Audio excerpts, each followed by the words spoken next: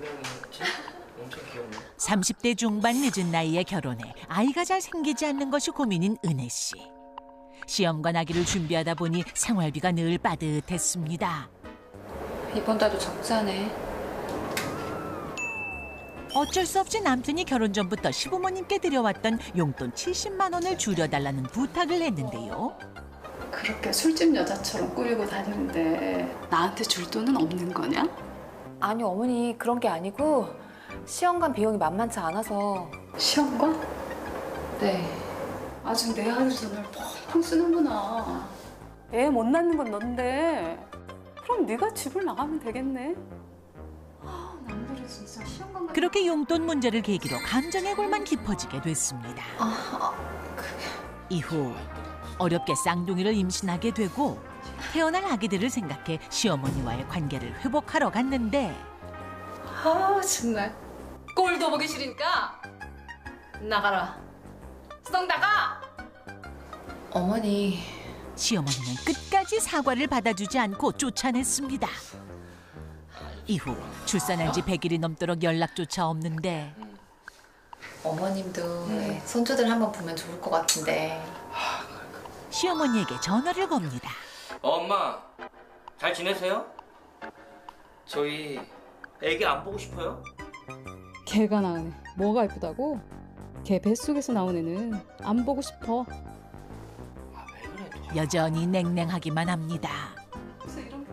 차마 연을 끊기 어려워 가끔 방문할 때면 가시돋친 말에 상처를 입기 일쑤였습니다. 급기야 시아버지께서 돌아가시고 시어머니의 폭언은 극에 달했습니다. 그래 너! 아니 어머니. 내 남편 죽이니까 속이 시원하니? 어머니 왜 그러세요? 너 때문에 내 남편이 죽었어. 어머니. 내 남편 억지를 부리며 폭언을 일삼는 모습에 결국 연락을 완전히 끊게 됐습니다. 하지만 십수년이 지난 지금도 시어머니의 얘기만 들어도 고통스러운데 세월이 흘러도 달래기 힘든 이 마음의 상처 회복할 방법이 있을까요? 사연의 주인공인 며느님을 모셨는데요. 정말 힘든 자리셨을 텐데 나와주셔서 진심으로 감사드리고요. 어떤 점을 좀 상담받고 싶으신가요? 시어머니 안 보고 산 지 17년 됐는데요. 아직도 제 마음에 상처가 아물지 않고 깊은 것 같아요. 지금도 시어머니만 생각해도 가슴이 벌렁벌렁하고 눈물이 막 나요. 안 그러고 싶은데 세월이 오래 지났는데도 왜 아직도 제 마음은 이런지 궁금해서요.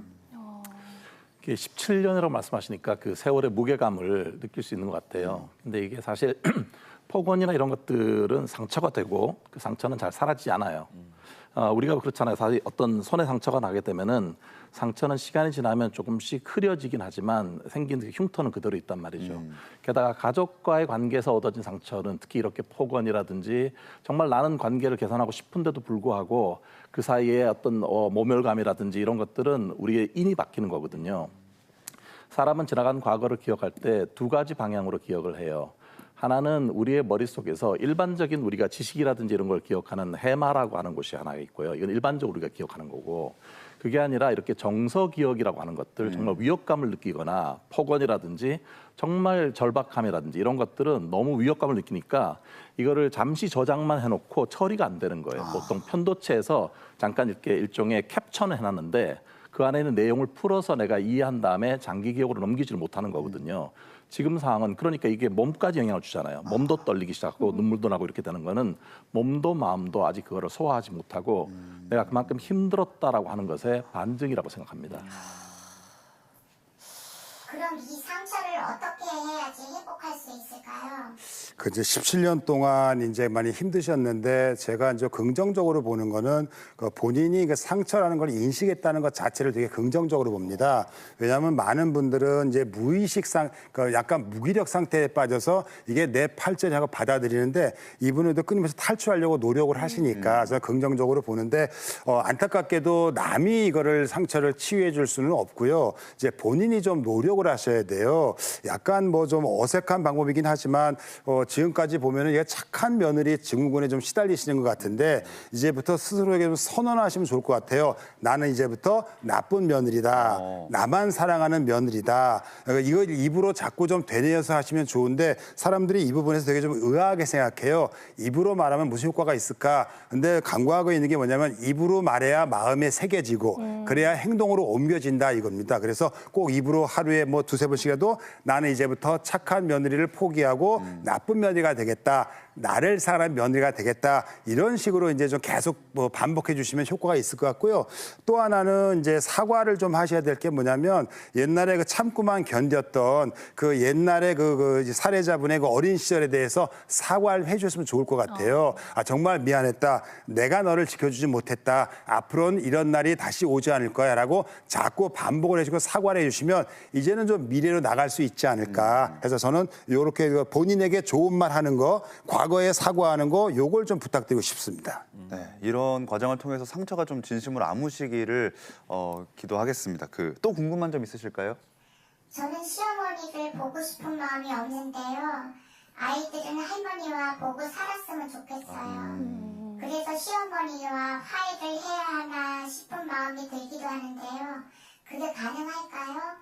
아, 제가 화면으로만 봤는데 가능할 것 같지는 않아요. 왜냐하면 시어머니께서도 되게 좀 심하게 지금 뭐가 좀 이렇게 갈등이 좀 있으신데 또 하나 중요한 거는 그렇게 화해라는 거에 대해서 한번 정의를 내려볼게요. 화해는 있잖아요.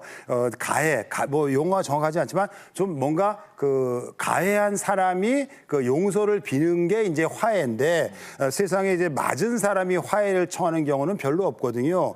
이 상황이 얼마나 웃기냐면 미안해 내가 그 자리에 있어 너한테 맞았어. 미안해 내가 없었으면 이런 일이 그러니까 이건 뭐냐면 본인이 아직도 계속해서 죄의식을 가지고 있다. 그래서 화해라는 건 말도 안 되고요. 지금 이제 정말 중요한 거는 뭐냐면 제가 볼 때는 그 화해보다도 본인이 이제 본인의 미래에 대해서 이제 계속 긍정적으로 얘기하는 게 중요하다. 또 하나는 약간 가짜 마음 같은 게 뭐냐면은 본인이 화해를 하고 싶은 건지 아니면은 이 상황이 치유가 안 되니까 덮고 싶은 건지 이거 좀 생각을 좀 해보셔야 됩니다. 하지만 더 중요한 건 뭐냐면 아이를 위해서 할머니와 보는 것보다 중요한 게 뭐냐면 아이들에게 엄마의 행복한 얼굴 그 당찬 얼굴 그런 모습을 보여주는 게 자녀에게 훨씬 더 도움이 된다라는 거는 분명히 말씀드리고 싶습니다. 네. 다른 무엇보다도 아이들을 위해서도 가장 중요한 건 행복한 엄마의 모습이라는 점 모두 기억을 해야겠습니다.